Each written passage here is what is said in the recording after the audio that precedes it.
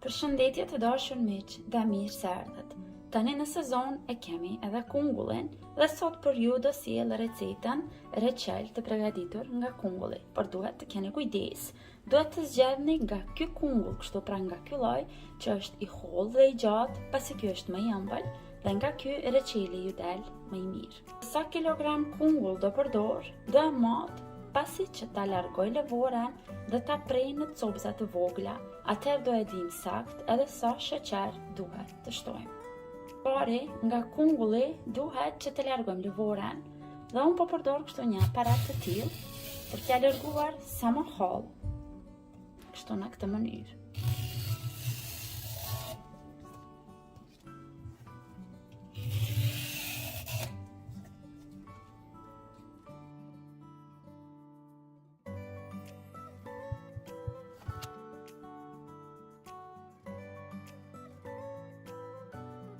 Kur të arrim këtu te pjesa që është me fara, pasi që ta prejmë farat, do i largojmë, pasi nuk na nevojiten në recetën që po e bëjmë. Tani vazhdojmë që t'ju japim formën. Nëse keni një aparat të tillë, do ju ndihmon që me të vërtetë t'i bëni te të bukura. Spari do largojmë qoshet.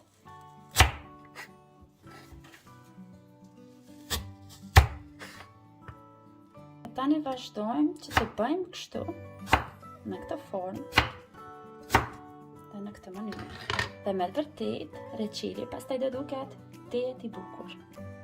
Vazhdojmë tani kështu, i prejmë të gjitha në të njëjtën mënyrë. Pra shumë lehtë dhe shpejt do i japim një formë tetë të bukur, ndërsa pjesët që i kemi larguar anësh, mos i hedhni, nga ato do përgatisim ëmbëlsira të ndryshme.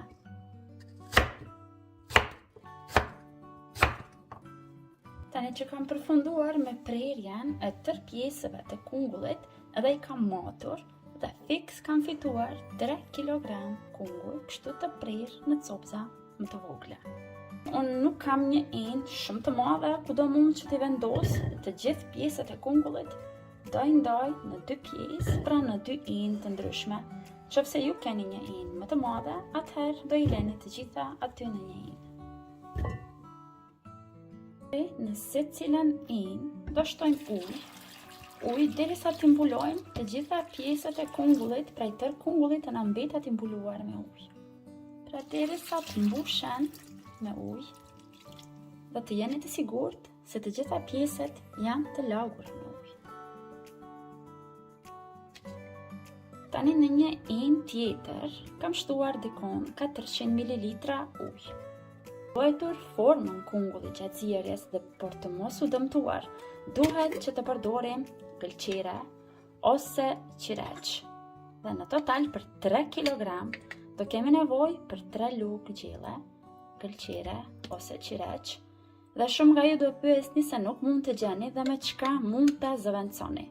Disa e bëjnë edhe me soda bikarbona, por unë nuk e kam bërë asnjëherë, pasi frigohem se nuk do mund që ta ruan formën pastaj e reçeli pasi që të zihet.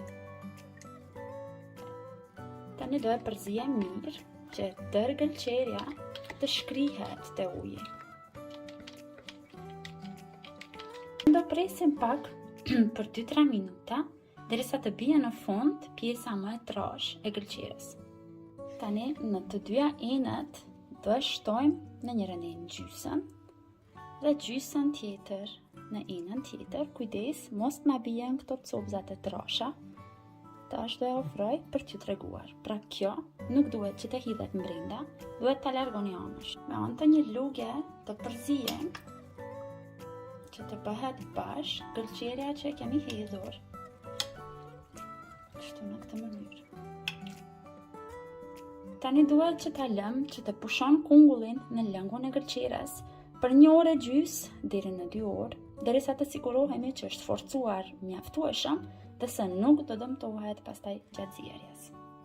Tani pas 2 orëve më është forcuar mjaftueshëm kokra, pra po e vreni. Nëse e shtypni kështu dhe nuk mund që ta shtypni, kjo do të thotë se është e gatshme për ta futur në zierje. Pra po e vreni, po e shtyp me tërë fuqinë që kam dhe nuk dëmtohet. Vazhdojmë tani dhe i lajmë. Vazhdojmë tani dhe i lajmë dhe duhet të sigurohemi mirë që do largojmë tërë gëlqeren nga kungulli.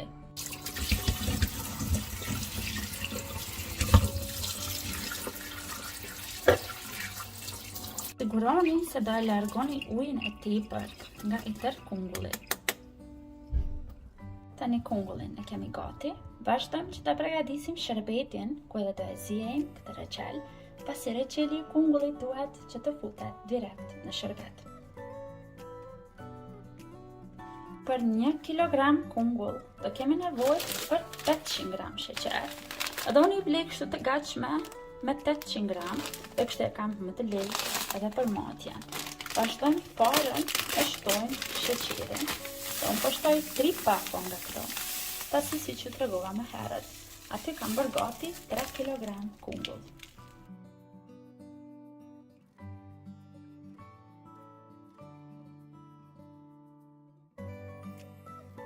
Nuk janë shumë këto masa, pasi që reçelin nuk e konsumojmë për çdo ditë, e konsumojmë nga pak për mysafir, për ta shoqëruar me kafe. Për çdo kilogram kungull dhe ju duhet 800 gram sheqer, 200 ml ujë, pra ashtu shkon matja e kësaj recete, dhe unë këtu i kam bërë gati 600 ml ujë, kjo është 500 ml, por e kam mbushur edhe 100 ml më shumë. Vazhdojmë ujin, tani e shtojmë këtu të sheqeri. Përpara se ta vendojmë në zjarr, duhet të sigurohemi që sheqeri është shkrir mirë me ujin, për mos të na vdegur shërbeti.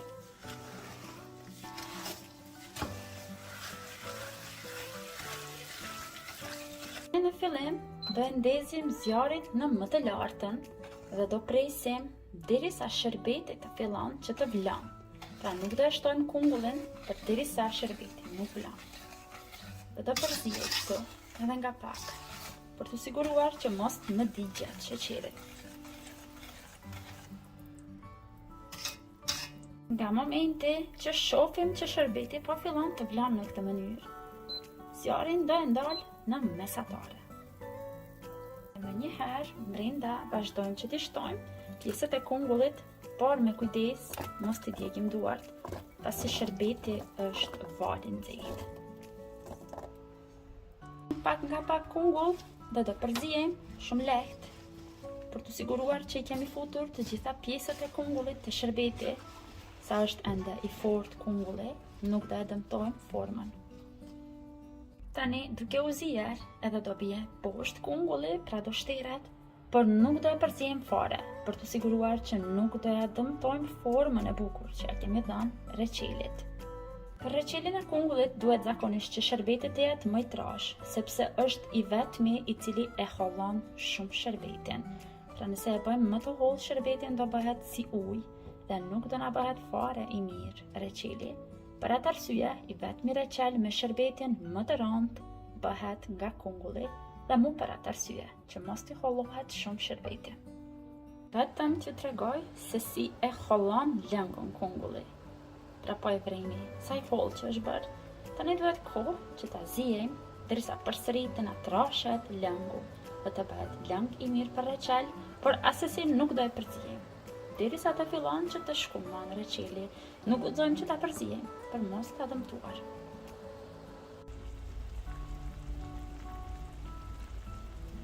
Gati, po ja afrohemi edhe fundit të zierjes së reçelit dhe e vremi. Kokrat po fillojnë që të shteren dhe lëngu po trashet.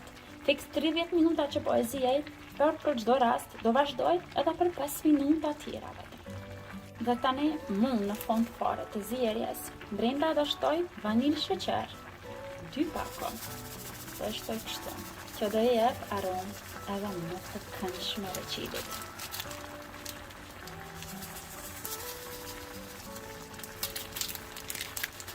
Tani edhe do e kontrollojmë, do marrim kështu pak lëng dhe 2 kokra nga kungulli dhe do presim për 2-3 minuta të ftofet dhe të shohim sa është mjaftueshëm i zier shërbeti dhe kokra e kungullit. Dhe si duket se reçeli është gati, pasi lëngu është mjaftueshëm i trash. Gjithashtu edhe kokra është zbutur mjaftueshëm. Tani më do ndalim zjarrin, por do e lë këtu reçelin në zjarr të ndalur edhe për 10 minuta tjera, përpara se ta largoj. Se doni që ta ruani reçelin pa ngrirje, atëherë kështu val të nxehtë do e sprazni në kavanoza dhe do i rrotulloni me kokën poshtë. Dhe kështu nuk do kenë nevojë fare që të ngrihen për t'i ruajtur. Por unë reçelin nuk e ruaj ashtu në asnjë mënyrë. Unë do e lë që të ftofet reçeli deri ditën e nesërme, pra t'i bën 24 orë në enën ku është zier dhe në sherbet, derisa të thith mirë nga sherbeti dhe të merr ngjyrën e bukur. Atëherë do e zbraz në kavanoza. Tani pas 24 orëve, pasi që ka pushuar reçeli mirë në sherbet, do vazhdoj që ta zbraz në kavanoza. Por siguroni që kavanozat të keni të lara mirë, që mos t'ju prishet reçeli.